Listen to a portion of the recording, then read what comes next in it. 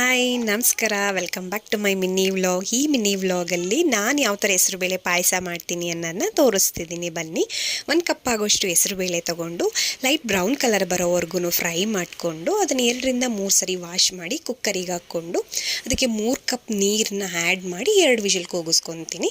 ಆಮೇಲೆ ಇನ್ನೊಂದು ಕಡೆ 1 ಕಪ್ ಆಗೋಷ್ಟು ಕೊಬ್ಬರಿ ತೊಗೊಂಡು ಅದಕ್ಕೆ ಸ್ವಲ್ಪ ಏಲಕ್ಕಿ ಹಾಕಿ ನುಣ್ಣಗೆ ರುಬ್ಕೊತೀನಿ. ಇಲ್ಲಿ ನೋಡಿ 2 ವಿಷಲ್ ಆಗಿದೆ, ಎಷ್ಟು ಚೆನ್ನಾಗಿ ಬೆಂದಿದೆ ಹೆಸರುಬೇಳೆ ಅಂತ. ಸ್ವಲ್ಪ ಸೌಟಲ್ಲೇ ಸ್ಮ್ಯಾಶ್ ಮಾಡ್ಕೊಳ್ಳೋಣ.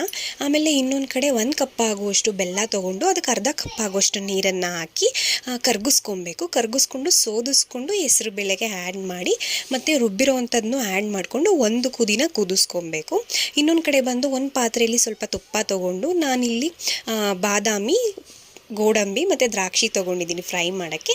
ನಿಮ್ಗೆ ಏನೇನು ಡ್ರೈ ಫ್ರೂಟ್ಸ್ ಬೇಕೋ ನೀವೆಲ್ಲವನ್ನು ತೊಗೊಂಡು ಫ್ರೈ ಮಾಡಿ ಪಾಯಸಕ್ಕೆ ಆ್ಯಡ್ ಮಾಡಿಕೊಂಡ್ರೆ ಪಾಯಸ ಅಂತೂ ತಿನ್ನೋದಕ್ಕೆ